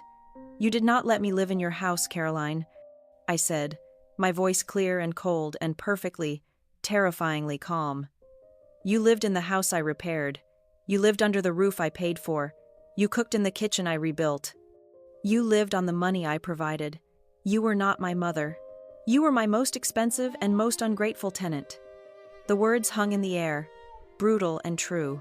My father made a small, choked, broken sound. I turned to him. His head was in his hands, his shoulders shaking. He looked up, his eyes wrecked and streaming. "Clara," he whispered, his voice shattering. I am so sorry. I'm so sorry, baby. I didn't see. I never saw." "I know, Dad," I said. And I did. Meredith. Her face a streaked mascara ruined mess. Fumbled in her lap for her phone. She looked at her mother, who was hyperventilating, her hand clawed at her throat. She looked at her husband, who was just a statue of Greystone. She pulled up her contacts, her thumb hovering over her mother's name as if to what? Call her, text her. The alliance was shattered, I noted with a cold, distant clarity, that the second audio recorder I had planted on the spice rack was still active, still capturing every word of this collapse. Rachel, the investigator, walked over to me. "All business. Miss Jensen," she said just loud enough for the table to hear. "I'd like a copy of that presentation deck, if you don't mind, for my official report." "Of course," I said. That was the final blow, an official report, an investigation. Trevor, the lawyer, knew what that meant. He knew his career was over. He picked up his phone from the table. He looked at Meredith, his wife, with a gaze of pure reptilian hatred. He did not say a word to her. He did not look at Caroline. He just turned, walked out of the dining room, through the hall, and out the front door, slamming it behind him. The guests, horrified, began to rise. A babble of murmured excuses. We should go. It's late. Our babysitter." I let him go. I let them all go. This was the demolition. This was the collapse of the facade. The house of cards was down. But my final move, the one my grandmother had prepared for me, had not been played. The structure was down, but the site was not yet secure. The final load-bearing truth had not yet been revealed. The guests scattered. They fled, not with the polite, drawn-out goodbyes of a normal party, but with the high-pitched, averted gaze panic of people evacuating a contaminated site. They grabbed coats without zipping them, murmuring about babysitters and early meetings, their eyes refusing to meet mine or Caroline's or Victor's. In less than 5 minutes, the room was empty, almost empty. Rachel and Mr. Bryant remained standing by the doorway, professional witnesses to the end. Meredith was still in her chair, a collapsed mannequin, her sobs now quiet, hiccuping gasps. My father was holding his head in his hands, weeping silently into his palms. And Caroline was standing. She was rigid. The mask of the hostess was gone. The mask of the shrieking victim was gone. What was left was something cold and pure and reptilian. She had been beaten, but she had one last card to play. She thought it was her ace. "Get out!" she hissed at Rachel and Mr. Bryant. "This is a private family matter." "This is now a county matter, Mrs. Rivera," Mr. Bryant said calmly. "You think you are clever, don't you?" Caroline said, ignoring him, her eyes locked on me. "You with your little recordings and your surprise trust fund. You think you've won?" She took a step toward me. "Trevor and I knew all about your grandmother's little investment. We were planning to buy it out, but we were also planning for this for your eventual predictable emotional outburst." She let the silence hang. Then she delivered her final killing blow. "Trevor found what matters," she said, her voice dropping thick with venom. "He did a full, exhaustive legal search. You were born Clara Jensen, and you are still Clara Jensen. You are not Clara Rivera. Arthur never adopted you. You are in the eyes of the law a stranger. You are a legal nothing. You are just the stepkid." She smiled, a thin, bloodless line. "You have no family rights. You have no right to contest his will. You have no right to his estate. You have no legal standing to challenge me, his wife." She turned to Arthur. "And you, Arthur, your daughter, has just humiliated you, blown up your life, and for what? A 20% stake in a failing bookstore. I am your wife. The law protects me. My rights supersede hers." She was right. Legally, she was his wife. I was legally a stranger. "You are right, Caroline," I said. The room went dead silent. "I am not your adopted daughter," I continued, my voice calm and analytical. "I am not Arthur's legal child. Trevor's research was, for once, perfectly accurate. You were so busy looking for a way to cut out the stepkid that you assumed that was the only or the most important part of my identity. You were, as usual, looking at the wrong part of the blueprint." I walked to the head of the table. "I do not need to be his adopted daughter. Caroline, my grandmother knew that. She knew you. The Krause Legacy Trust is its own legal person. It is the pillar. It does not care about my adoption status. It only cares about the asset, and you threatened the asset. That was your first critical mistake." I paused. "But it was not your last. And my grandmother's trust. That was not the only thing she left for me in that safe deposit box." I turned to my father. He looked up at me, his face a ruin of confusion and grief. "Dad," I said gently, "do you remember a long, long time ago, right after Mom died before you met Caroline when you were just starting the Gilded Page? You were alone. You were scared. You were worried about what would happen to me and to the store if something happened to you." He shook his head, a lost, foggy gesture. I don't remember." "You went to a lawyer," I said, my voice sharp and clear, cutting through his haze. "You went to my mother's family lawyer, and you signed a document. My grandmother, Matilda, insisted on it. She helped you draft it." I reached inside my jacket. Not a phone, not a projector. I pulled out a thick folded document, the original heavy vellum, crisp and yellowed. "You signed a durable power of attorney for both healthcare and finances. Dad, you made your daughter, me, Clara Jensen, your sole and exclusive agent." Caroline let out a short barking laugh. That is invalid. A marriage automatically supersedes a prior POA. You stupid little girl. I am his wife. I am his next of kin. That paper is worthless." "Normally you would be right, Caroline," I said, never taking my eyes off her. "A subsequent marriage complicates things, but my grandmother, as I said, knew you. This is not a standard POA. This one is special. This one is what we call a springing power of attorney. I looked at my phone, which was still on the table. I tapped the screen, activating the speaker. "Mr. Cole, are you still on the line?" A voice, cold, authoritative, and utterly unknown to Caroline, boomed from the phone speaker. "I am Miss Jensen. Good evening." Caroline and Meredith both recoiled as if from a ghost.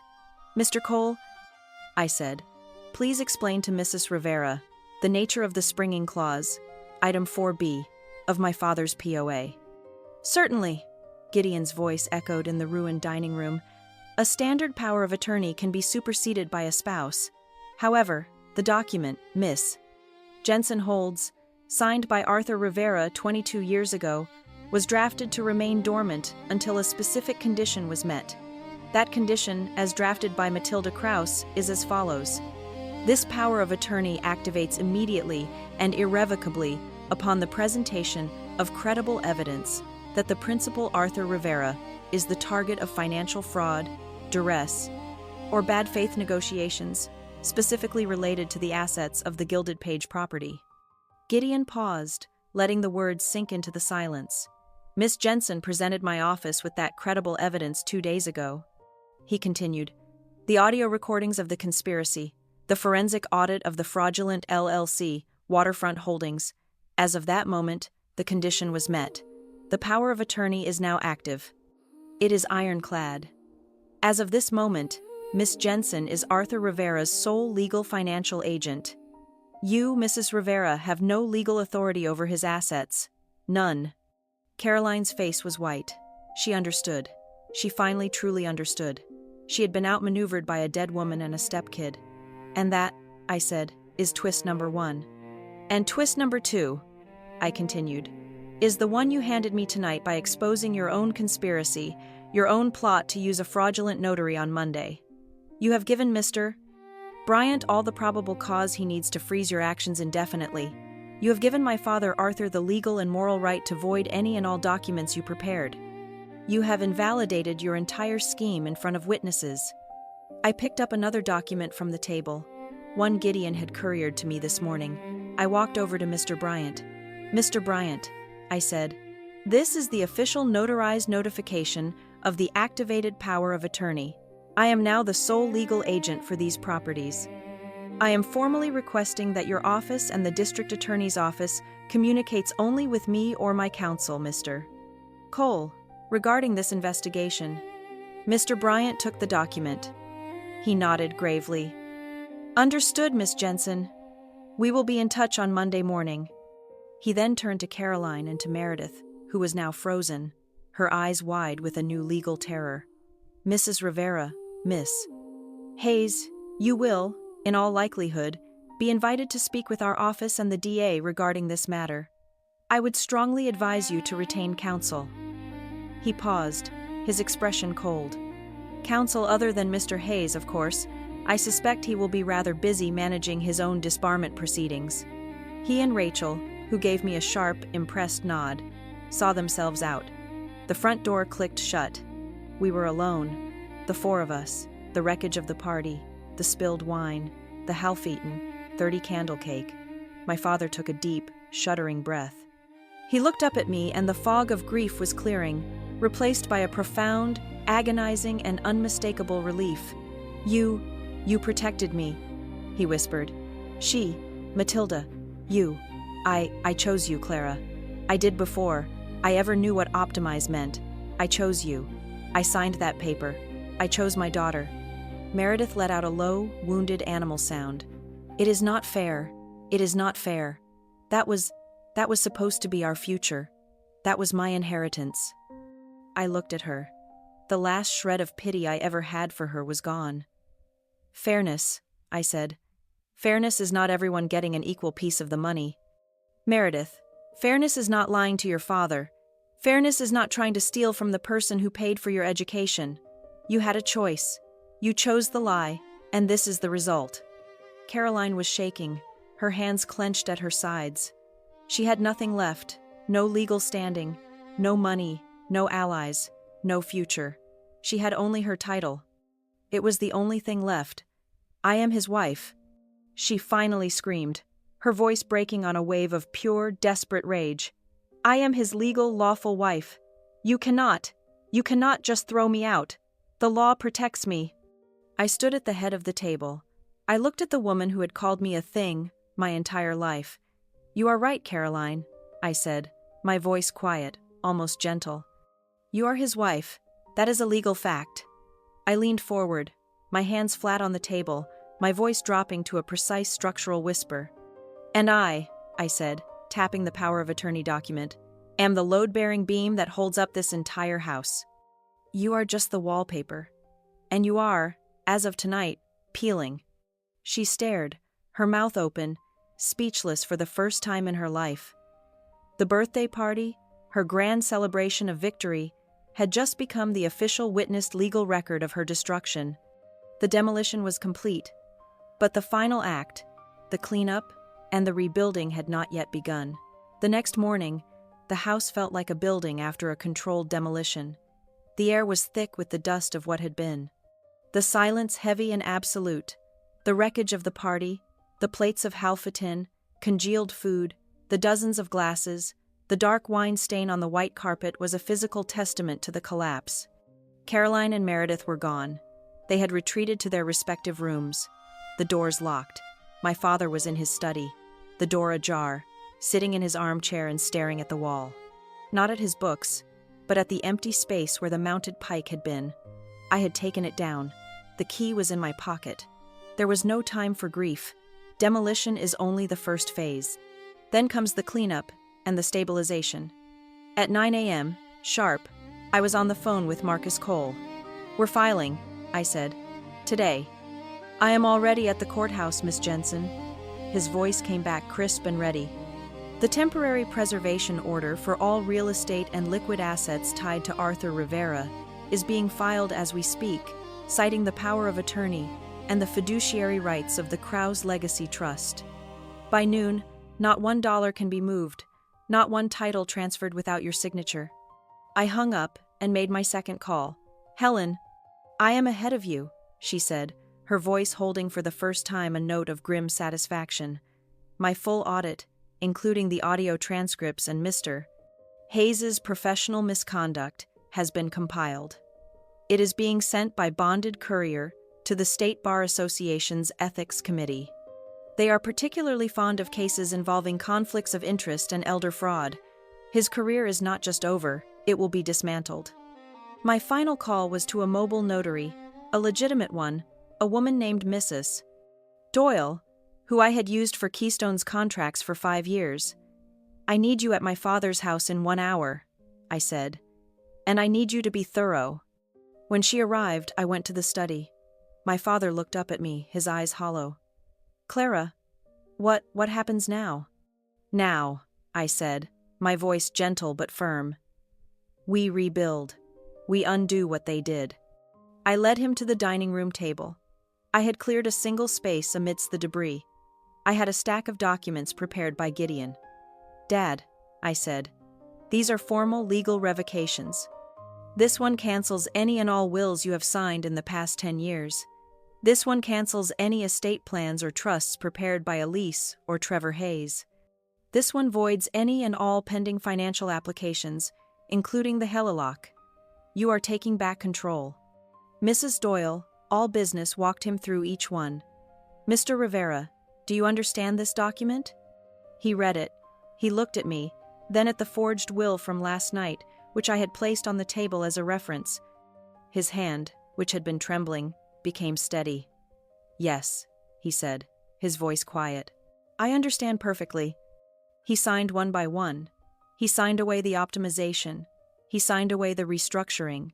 He signed away 22 years of Caroline's control. With each stroke of the pen, I saw the fog lift from him, the weight of his own passivity being shed. Upstairs, we heard a door open. Caroline. She came down the stairs, dressed in an expensive silk robe, her face pale and puffy, her hair a mess. She was holding her phone. "My cards are being declined," she said, her voice a flat, dead monotone. "The bank. They said all our accounts are frozen. They said there is a clawback notice from a law firm." "That is correct," I said, not looking up as Mrs. Doyle stamped the final document. Marcus Cole filed the preservation order. You cannot access the helilock. You cannot access the house equity. You cannot access the bookstore accounts. The lines are cut. She stared at me, the full scope of her financial ruin dawning on her. You cannot do this. I am his wife. I have rights. I will hire a lawyer. You do that, I said, handing Mrs. Doyle her fee. But you will have to pay him with your own money, of which you have none. Every dollar you had was tied to my father's assets. And as his legal agent, I have frozen them to protect him from your fraud. She looked at my father. Arthur, tell this thing that she cannot do this to me. My father stood up. He looked at the woman he had loved, or at least the woman he had allowed to run his life. He looked at her, and I saw not anger but a profound, exhausted sadness. You tried to sell my store, Caroline, he whispered. You tried to steal my house. You tried to erase my daughter. I have nothing left to say to you. He turned, walked back into his study. And for the first time in my memory, he closed the door. Caroline's face crumpled. It was the end. Later that afternoon, Meredith came to me. She did not knock. She just appeared in the dining room where I was bagging up the debris from her party. She was not the triumphant, sneering woman from Napa. She was a pale, terrified girl, her eyes red and swollen. He left, she whispered. Trevor, he took his car and his suits. He's gone. I am not surprised, I said, tying a trash bag. He said, the Bar Association, that he's going to be disbarred. He said I was as guilty as he was an accomplice. Her voice cracked. Clara, please. My son, he is only 2. Please, you cannot send me to jail. I did not know, I swear. I just listened to them. I stopped what I was doing. I looked at her. I saw the weakness, the panic, the lifetime of taking the easy road. You knew, I said, my voice flat. You knew it was wrong. You knew I was paying for your life, and you took it, and you sneered at me while you did. You knew. Please, she begged, the tears streaming down her face. I will do anything for my son. Please. I studied her for a long moment. My grandmother's letter had said, You are a cornerstone. A cornerstone does not just hold up the structure. It sets the lines for the entire build. I went to my briefcase and pulled out a single final document. This is an agreement. It is not forgiveness. It is a contract. I laid it on the table. 1. You will sign a full legal notarized confession of your part in this conspiracy. It will be held by my lawyer. 2. You will cooperate fully with the district attorney's investigation into Trevor and Caroline. 3. You will formally and forever waive any and all claims to Arthur Rivera's estate, present or future. And 4. You will pay me back. Pay you back? The family scholarship, I said. The $61,800 I paid for your private school. The money that taught you how to be better than me. You will repay it all with interest. I have drafted a 20-year payment schedule. You will get a job and you will pay it. She stared at the paper, her breath catching. If you sign this, I said, and adhere to every single part of it, I will not pursue a separate civil suit against you for damages. And I will, in my official statement to the DA, note your full and immediate cooperation. It might not keep you out of court, but it is the only mercy you will get from anyone. She picked up the pen. She read the terms. Her hand was shaking so badly she could barely hold it, but she signed. And as she pushed the paper back to me, the look of contempt she had held for me for 22 years was gone. It was replaced by something else, a cold, bitter, and absolute understanding. The stepkid now held all the power. Arthur and I worked with Gideon.